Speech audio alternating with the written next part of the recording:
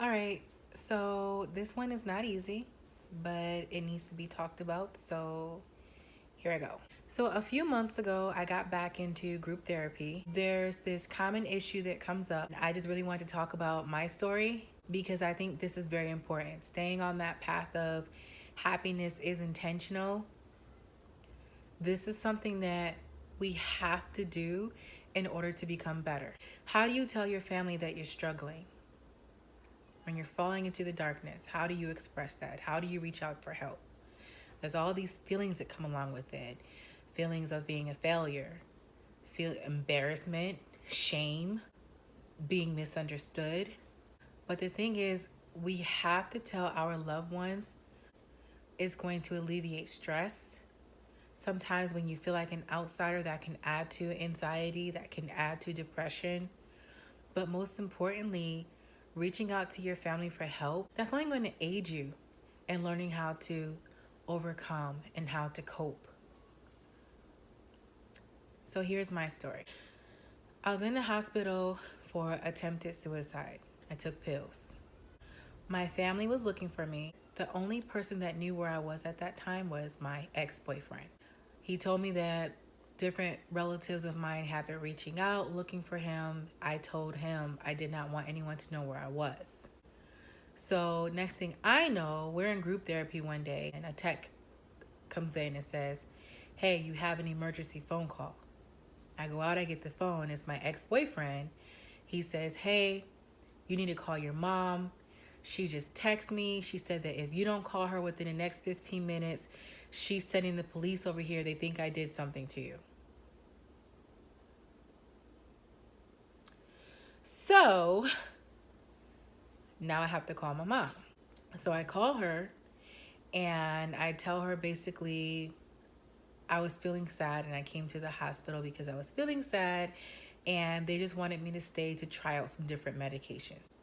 I don't think she believed it, but she was kind of okay. Well, if you need any support from me, let me know.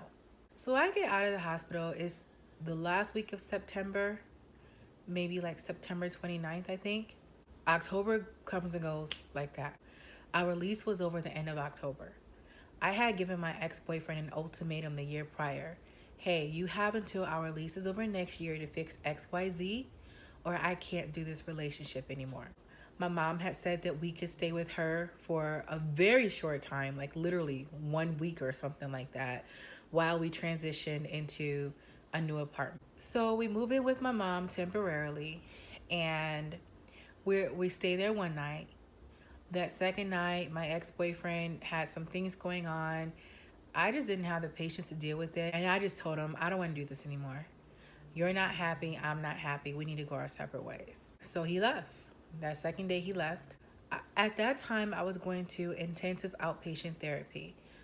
When you're in a behavioral health facility for attempted suicide, when you go home, they don't just say, "Oh, you're cured now, go home." No, I had to agree to do an outpatient therapy program to transition me back into my normal day-to-day life and make sure that I'm not feeling overwhelmed, making sure that I have the tools and resources I need to be healthy. So my mom knew that I was going to counseling, but she didn't really know what it all was. And it was my first week, and I was having a hard time continuing reasons that I was leaving the house every day. And I expressed my anxiety about it to my friend. She was pretty much like, you have to tell your mom the truth. And I just I couldn't handle it. I was like, I don't know how I'm supposed to tell her.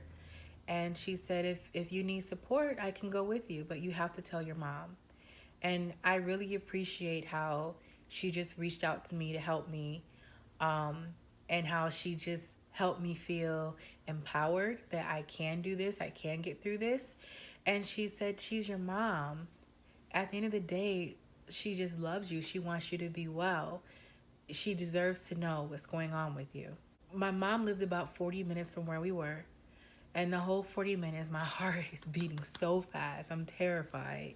I was like, well, how do I tell her? She said, just sit down, start from the beginning, and just tell her the truth. She just kept saying, it will be okay. It will be okay. And I said, hey, can I talk to you for a minute? There's something that I need you to know. I sit down on the bed. I sit in the middle. My mom is on one side, Desiree is on the other side. I don't know what she was thinking. Maybe she thought I was going to tell her that I'm a lesbian and Desiree is my girlfriend. We sit down on the bed and I just start from the beginning and I just say, yeah, so, I was in the hospital. Yeah, I kind of lied.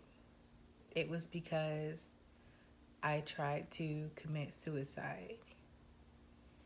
And I'm just feeling really sad right now.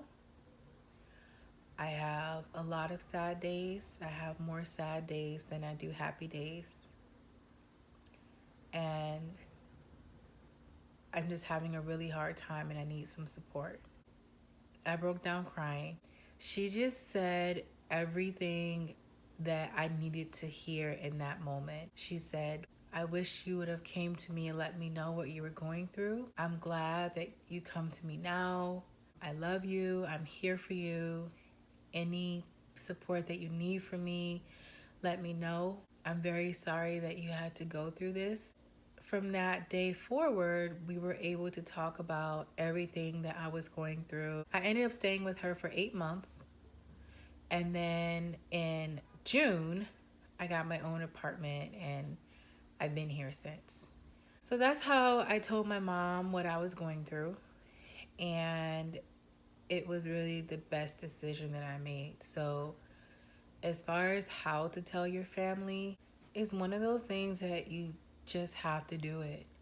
You just have to want to feel better and you just got to put yourself out there and do it. It's one of those things that you just have to tell yourself it's not going to get any better until this is done. I'm just so grateful that I had the support that I needed to be able to tell my mom and that she responded in a way that was helpful for me. Everyone deserves that. If you are having a hard time and you're struggling with telling your family and you need that person that Desiree was for me, reach out to me. Seriously, send me a message and I'll help you. You need someone to sit next to you like Desi did for me, I will sit next to you. Battling the darkness is just so much easier when you have support from the people around you.